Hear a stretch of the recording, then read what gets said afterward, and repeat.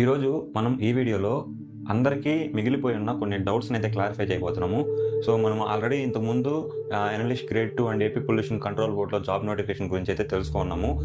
So అందరికి ఉన్న doubt ఏంటంటే సిలబస్ దేన్ని ఫాలో అవ్వాలి, ఏ మెటీరియల్ యూస్ చేసుకోవాలి, ఎలా ప్రిపేర్ అవ్వాలి అనే డౌట్స్ అయితే కొన్ని ఉండిపోయినాయి. అలాగే సో ఆ డౌట్స్ని క్లారిఫై చేసేదానికి అయితే నేను ఈ వీడియో రికార్డ్ చేస్తున్నాను. ముందుగా నేను అందరినీ రిక్వెస్ట్ చేసేది ఏంటంటే మనది కొత్త ఛానల్. సో మీకు మన ఛానల్లోని కంటెంట్ మీకు నచ్చినట్లయితే ఛానల్ అయితే సబ్స్క్రైబ్ చేసుకోండి. అలాగే వీడియోస్ అందరికీ రీచ్ అయ్యేదానికి మీరు ఒక లైక్ అయితే ఇవ్వండి. అలాగే ఎవరికైతే వీడియో నీడ్ అవుతుందో వాళ్ళకైతే వీడియోని అయితే తప్పకుండా షేర్ చేయండి. సో ఇవి మాత్రం నేను మీ నుంచి ఎక్స్పెక్ట్ చేస్తున్నాను. ఇప్పుడు మనము వీడియోలోకి అయితే వెళ్ళిపోదాము.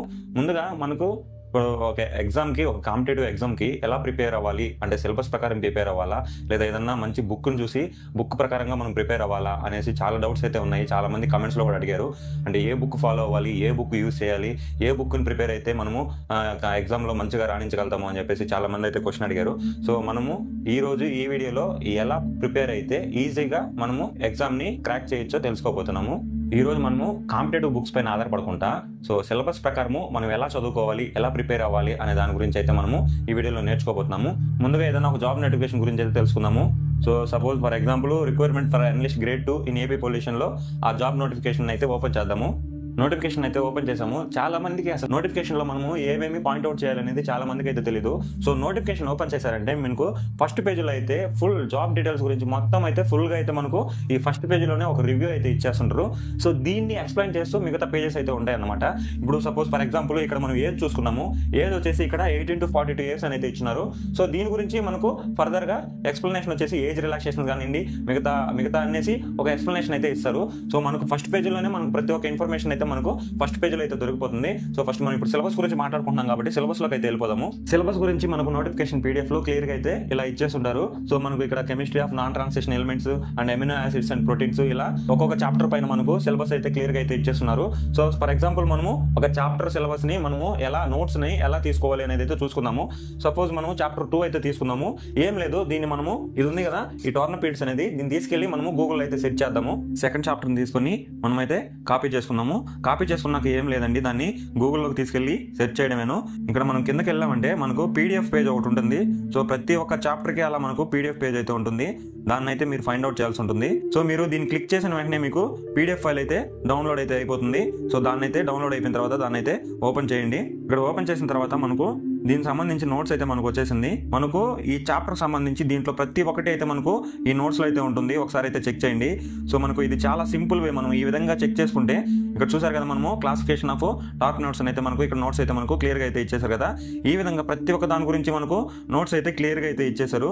దీన్ని అయితే మనం సింపుల్ గా అయితే ఈ విధంగా అయితే మనము సబ్జెక్ట్ అయితే మనము ఈజీగా క్రాక్ చేయొచ్చు. ఫర్ ఎగ్జాంపుల్ మనము బయోకెమిస్ట్రీలో ఒక సబ్జెక్ట్ అయితే తీసుకున్నాము. సో బయోకెమిస్ట్రీలో ఎంజైమ్ గురించి అయితే మనము ఒక చాప్టర్ అయితే ఇచ్చారు కదా, ఈ చాప్టర్ అయితే మనము కాపీ చేసుకుందాము. ఏం లేదు, జస్ట్ దాన్ని కాపీ చేసుకుని గూగుల్లోకి వెళ్ళేసి దాన్ని అయితే పేస్ట్ చేసేయండి.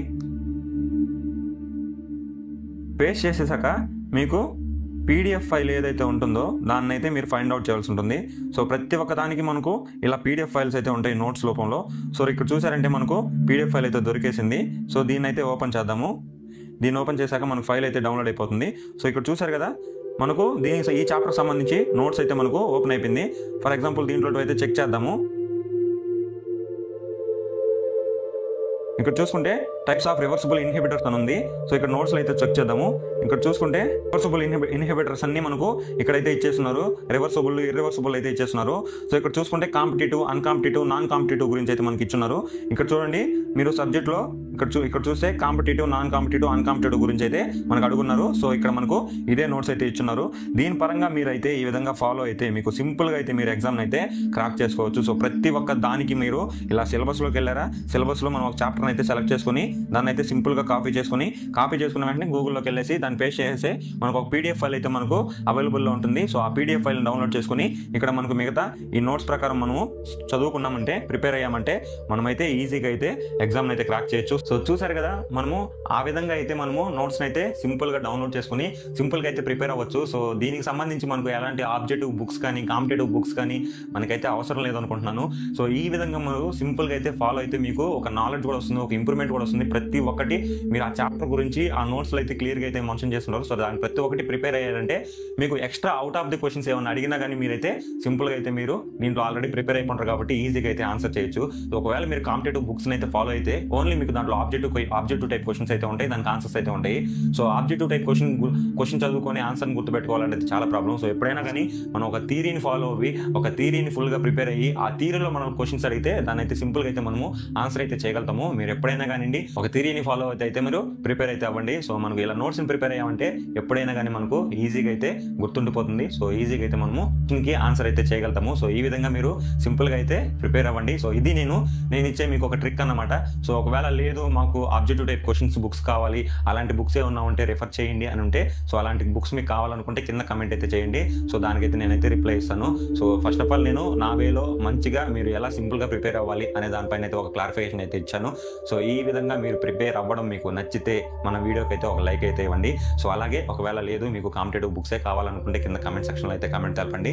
సో దానికి సంబంధించి మంచి కాంపిటేటివ్ బుక్స్ ఏమన్నా ఉంటే నేనైతే మీకైతే రిఫర్ చేయడం జరుగుతుంది. నా సజెషన్ ఏమన్నా ఉంది అంటే సో మీరు ఈ వేలో ఫాలో అయితే మీకు చాలా ఉపయోగపడుతుందని అయితే నేను భావిస్తున్నాను. సో మీరు అది మీ డిసిషన్, మీరు ఎలా ప్రిపేర్ అవ్వాలనుకుంటే సో ఆ వేలో అయితే ప్రిపేర్ అవ్వండి. సో ఇది మనము ఈ వీడియోలో తెలుసుకునింది. సో మన వీడియో నచ్చినట్లయితే అందరూ ఒక లైక్ అయితే ఇచ్చేసేయండి. సో అలాగే ఇన్ఫర్మేషన్ ఎవరికైతే నీడ్ అయితే అనిపిస్తుందో సో వాళ్ళకైతే షేర్ చేసేయండి.